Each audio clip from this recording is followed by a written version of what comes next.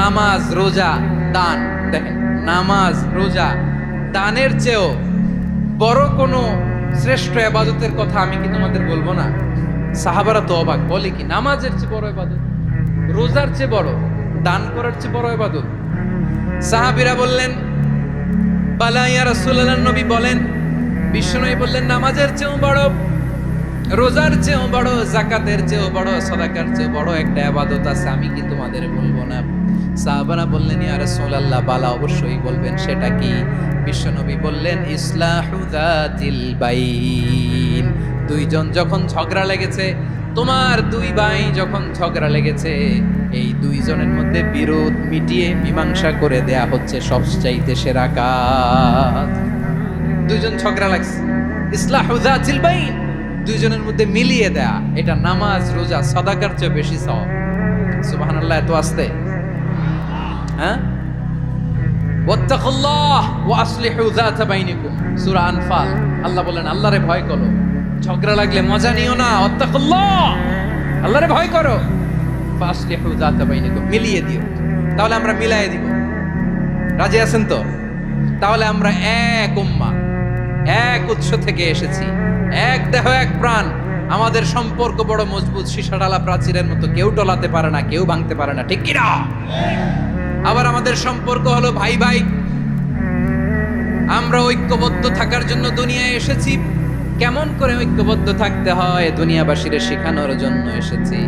আল্লাহ বলেন ও নবী, শুধু মুসলমানের মধ্যেই ঐক্য করলে হবে না, প্রয়োজনে ইহুদি নাসারাদের সাথে ঐক্য গড়ে তোলো। কথা শুনতেছেন? প্রয়োজনে আহলে কিতাবদের সাথে ঐক্যবদ্ধ হওয়ার আদেশ দিয়েছে কে? সবাই বলতে হবে, আওয়াজ করে বলেন। আহলে কিতাব ইহুদি নাসারাদের সাথেও প্রয়োজনে ঐক্যবদ্ধ হওয়ার ঘোষণা দিয়েছে কে? বিশ্বনবী মক্কা থেকে মদিনায় হিজরত করতে গেছেন, ওখানে ইহুদিদের সাথেও কোয়ালিশন করেছেন। সুবহানাল্লাহ পড়বেন না? বনু কাইনুকা, বনু নাদির, বনু কুরাইজা, এই তিনটা দলের সাথে বিশ্বনবী কোয়ালিশন করেছেন একসাথে। কিন্তু তাদের বিশ্বাসঘাতকতার কারণেই তারা বহিষ্কৃত হয়েছে মদিনা থেকে। বিশ্বনবীর এখানে কোনো দোষ নাই, বিশ্বনবী ঐক্যবদ্ধ হতে চেয়েছে।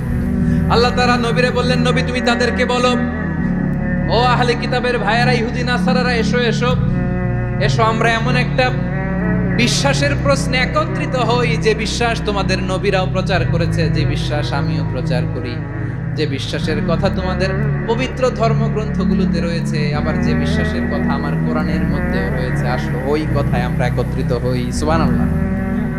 তাহলে ভিন্ন ধর্মী তাদের সাথে যখন আমরা ঐক্য করব, কিসের উপর ঐক্য?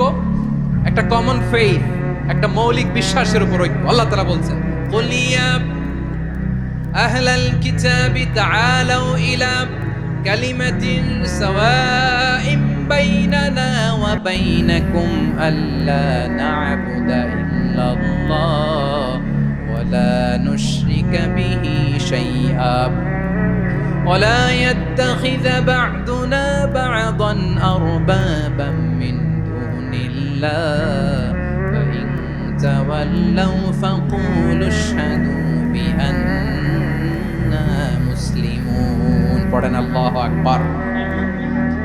রব্বুল আলামিন বিশ্বনবীর ডেকে বললেন, নবী তোমার প্রতিবেশী ইহুদিদেরকে ডেকে বলো, তাআলাউ ইলা কালিমাতিন সাওয়াইন বাইনানা ওয়া বাইনাকুম, ও ইহুদিরা আসো, এক টেবিলে বসি, আসো এমন একটা কথার উপরে আমরা সবাই একমত হয়ে যাই, যেই কথা তোমরাও মানো আমরাও মানি, সেটা হচ্ছে আল্লাহ ছাড়া আমরা কারো ইবাদত করব না, আমরা সবাই মিলে ইবাদত করি একজনের, তিনি কে?